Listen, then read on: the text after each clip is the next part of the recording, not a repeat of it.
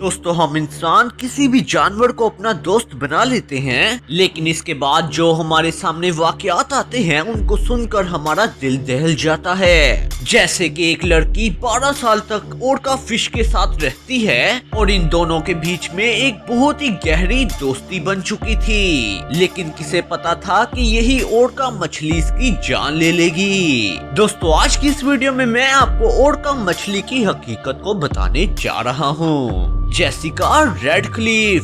दोस्तों जेसिका की कहानी सुनकर आपके रोंगटे खड़े होने वाले हैं। दोस्तों जेसिका को समुद्री जानवरों के साथ रहना बहुत पसंद होता था और ये इन्हीं के साथ काम भी करती थी। इसका बाप एक बायोलॉजिस्ट था। वो किसी भी जानवर को सर्च करने के लिए अपनी लैब में लेकर आता था और वहीं से जेसिका का इंटरेस्ट जानवरों की तरफ बढ़ता चला गया। जैसे जैसे जेसिका की उम्र बढ़ती गई तो ये डॉक्टर्स के साथ समुद्र में रिसर्च करने के लिए जाया करती थी, जहाँ पर डॉक्टर्स मछलियों पर रिसर्च करते थे। बहुत सी मछलियाँ जेसिका की नाव के पास ही रहती थी और इसीलिए जेसिका इनको बहुत ही क्लोजली देख पाती थी और जेसिका थोड़े ही टाइम में किसी भी मछली के साथ दोस्ती कर लेती थी, जिसके साथ जेसिका का इंटरेस्ट और भी ज्यादा हो गया।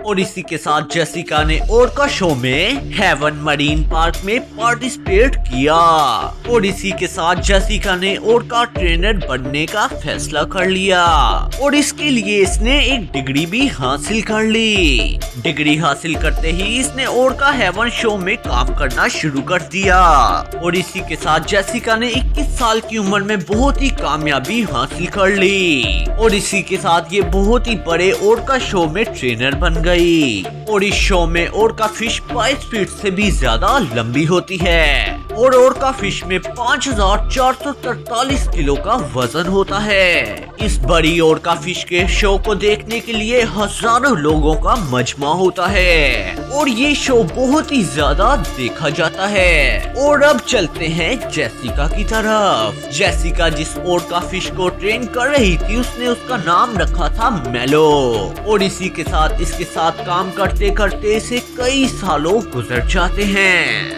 इन दोनों के दरमियान एक बहुत ही गहरी दोस्ती हो चुकी थी। ये जेसिका के हर इशारे को समझती थी और इसी के साथ ये दोनों बहुत ही बेस्ट परफॉर्मेंस देते थे शो में और इन्हीं का शो ओरका शो में बहुत ही ज्यादा फेमस होने लगा। जैसे जैसे वक्त गुजरता गया उसी तरह मेलो की बिहेवियर में कुछ फर्क आने लगा। जैसे मेलो कभी कभी बहुत ही ज्यादा एग्रेसिव हो जाती थी और कभी कभी वो खाना भी छोड़ देती थी और कई दफा मेलो ने जेसिका के इशारों को भी नहीं समझा और रात के टाइम पर मेलो टैंक की दीवारों पर टक्कर मारती थी। इसी बिहेवियर को देखते हुए मैनेजमेंट ने ये फैसला किया कि मेलो के साथ एक आखिरी शो किया जाए और जिसमें जेसिका अकेले ही मेलो के साथ एक्ट करेगी। मेलो के आखिरी शो को देखने के लिए बहुत ही ज्यादा लोग आ चुके थे और बहुत से लोगों के सामने जेसिका और मेलो की एंट्री होती है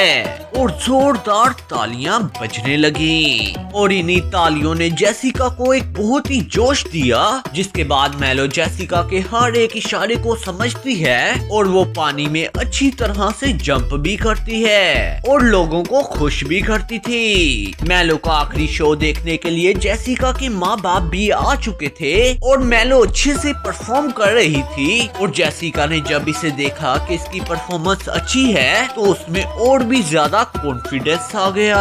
जेसिका स्टंट करने के लिए मेलो के ऊपर बैठती है, लेकिन इसे ये नहीं पता था कि इसके साथ होने क्या वाला है और तभी मेलो बहुत ही ज्यादा एग्रेसिव हो गई और जेसिका को पकड़कर घुमाने लग गई। ये सीन देखने में बहुत ही ज्यादा खौफनाक लग रहा था। तभी शो में सब लोग चिल्लाने लग गए और पूरे शो में हड़कंप मच गई। सभी ट्रेनर एक्टिव हुए और जेसिका को मेलो से बचाने लग गए। सभी ट्रेनर्स मेलो को पानी से बाहर निकलने के लिए सिग्नल्स देते हैं, लेकिन उस टाइम पर मेलो किसी की भी बात नहीं मानती। फिर ट्रेनर्स ने पानी में मछलियाँ फेंकी ताकि मेलो का ध्यान भटकाया जाए, लेकिन मेलो ने जेसिका को नहीं छोड़ा। जिसके बाद दो ट्रेनर्स पानी में उतरते हैं। जैसे ही वो जेसिका को बचाने के लिए आगे बढ़ते हैं, लेकिन तब तक जेसिका दम तोड़ चुकी थी, क्योंकि मेलो ने जेसिका को जबड़े में दबाकर पानी के गोते लगवाए थे।